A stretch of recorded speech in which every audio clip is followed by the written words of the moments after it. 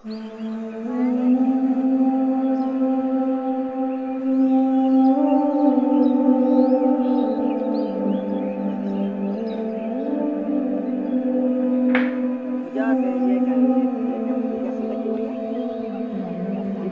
কি হবে পূজাটা ওকে আচ্ছা ওকে হোমিওপ্যাথি ওষুধটা ডেলি খাওয়াচ্ছে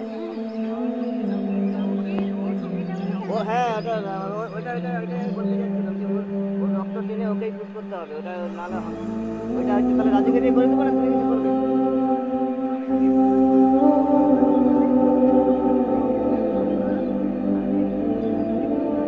পূজাটা হোমিওপ্যাথিটা ডেলি খাচ্ছে তো হ্যাঁ ডেলি খাওয়াচ্ছে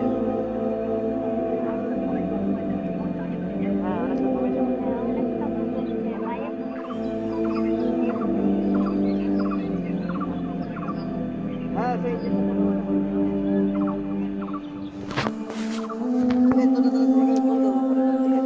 মানে এই গরুটা বাইরে ঘুরছে তো এই গরুটা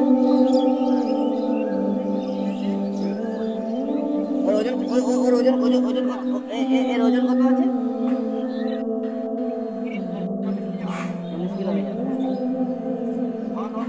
হ্যাঁ রক্তটা মানে ওর রক্তটা কতটা টানতে হবে 5 থেকে 7 ml তাই তো দিয়ে ওকে ওকে ওটা ওটা তো ওকেই পুশ করতে হবে ঠিক আছে ওটা আমি ব্যবস্থা করে দিচ্ছি আচ্ছা পূজা কতটা করে খাওয়াতে বলেছে বলো জিজ্ঞেস করে পূজা কতটা করে 20 ফোঁটা করে খাচ্ছি হ্যালো পূজা জলটা দিচ্ছে জলটা দিচ্ছে কথা বলে যেমন বলেছে ওরকমই তো হয় জলের সঙ্গে 20 ফোঁটা দিয়ে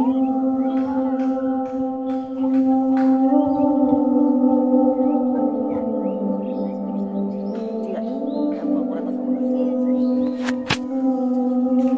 যে ইঞ্জেকশনটা লাগবে ওটা ওই আমি একজনকে নিয়ে আসবো ওরই রক্ত টেনে ওকে একবার দিয়েছিল ডাক্তার একবার দিয়েছি ওটা আরেকবার করতে হবে আচ্ছা ঠিক আছে ও বলছিল সপ্তাহে সপ্তাহে আসবো ওর রক্তই সময় পাচ্ছে না হয়তো হ্যাঁ সময় পাইনি না ওই সুস্থ ওই আপনাদের আরেকটা কোন গরু রয়েছিল সে কিন্তু ভালো হয় ভালো হয়ে গেছে পুরো ভালো হয় ওকে বিক্রি করে দিই বিক্রি করে হ্যাঁ তাই? ওই তো অনেক এরা ছিল বলো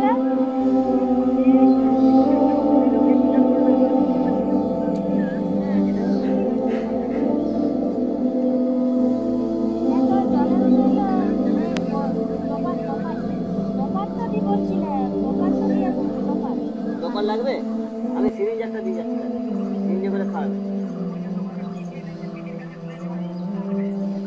এই অনিতা আমি কিনারে একটা 5 মিনিটের সিরিঞ্জ দিয়ে যাচ্ছি ওটা মনে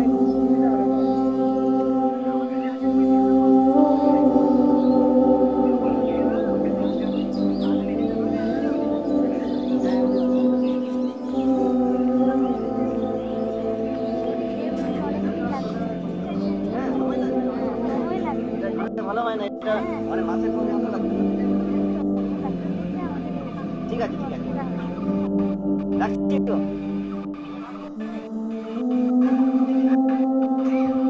প্রথমে লাম্বি হামসা এটা লাম্বি নয় তো হ্যাঁ আঁচুল এটা আঁচুলগুলো হয়েছে সুজার মলমটা আমি ওটাই বলতে যাচ্ছিলাম যে ওর মলমটা যদি লাগানো হয় গোড়ায় গোড়ায় তাহলে ভালো হয়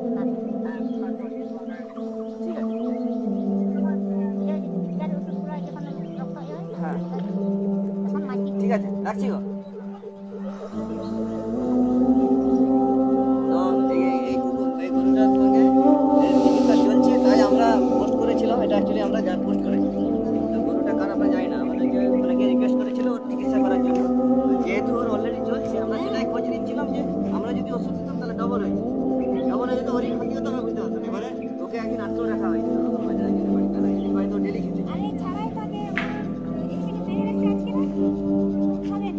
ও না ছাড়লে খাবে না ওকে ছেড়ে রাখবেন আমি ওর কপালে একটা কালকে ও যাবে বিকালে